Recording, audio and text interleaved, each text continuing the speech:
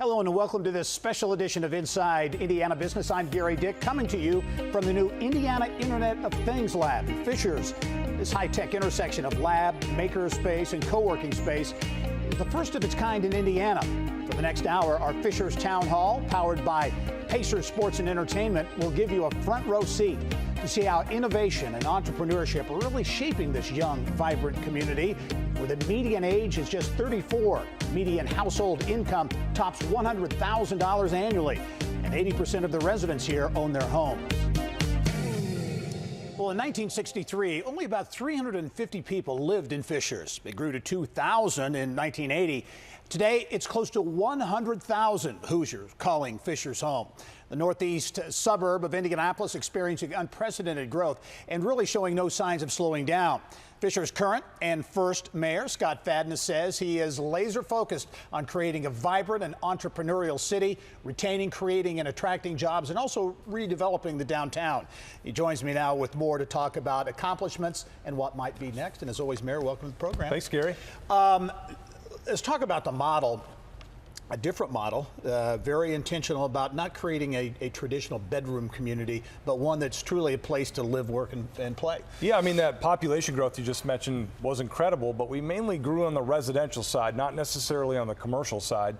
And we really wanted to take a focused approach to comprehensive economic development that said, yes, we're going to attract companies from elsewhere, but we're also going to create an environment where organic economic activity occurs right here in our city. We'll talk about being intentional about creating a brand around entrepreneurship and innovation. You know, sounds good, but I think, and probably a few years ago, maybe a lot of people weren't totally bought in that was the way to go. Yeah, I mean, we even wondered, can an entrepreneurial culture exist in a bedroom community? And really, we've worked very, very hard to back up that kind of buzzword, if you will, with actionable items. And so largest co-working space in the state, Internet of Things Lab, culinary accelerator, schools are all aligned towards this idea of creating a really entrepreneurial city. Let's talk about the co-working space. And I believe it was the first one in the state. And now Launch Fishers has grown to 50,000 plus square feet. Talk about what that has meant to the mission here in Fishers. It really helped forge our identity in those adolescent stages of our community. So as you said, we were a young community. So imagine, if you want to use somewhat of an analogy or a metaphor, would be that we were just in our teenage years, trying to figure out what our identity was going to be.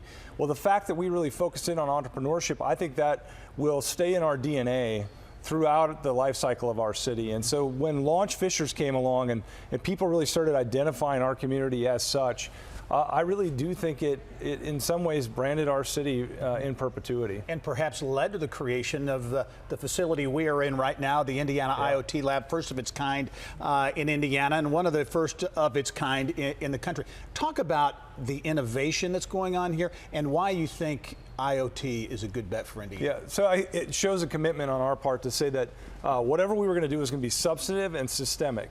And so once the co-working space was up and running, John Wexler and I started talking about, well, what's the logical next step for our community around entrepreneurship?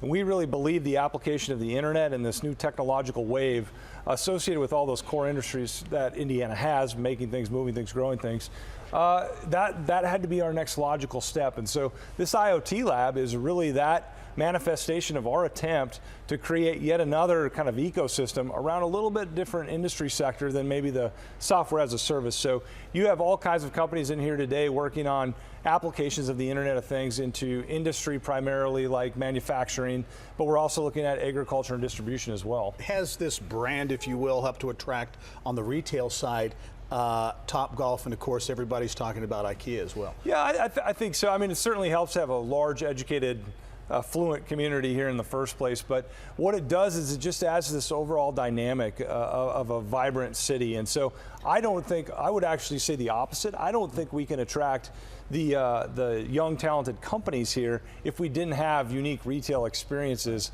for them to have to enjoy. Unique experiences, I think, is a good description of the Yard, a $40 million restaurant and entertainment complex. Talk about that and how that fits in with this entrepreneurial vision. Absolutely, Gary. You know, nowadays when I try to recruit companies, the funniest thing has happened where most of the CEOs tell me that their #1 concern, past tax climate, things of that nature, is where are my people going to go for lunch that's a unique culinary experience? You would never guess that, but you hear it all the time. So when they locate their companies, they want walkability and they want to go to restaurants. So this $40 million development, I think it's actually climbing up to $60 to $100 million development now. We're adding some multifamily into there to get some density. But it's really all about trying to attract that culinary experience for the corporate headquarters that are located just south of there. All right, Fishers Mayor Scott Fadness, as always, thank you for joining us. Thanks for stopping by. You bet. We're going to enjoy the next hour. Thanks for being here.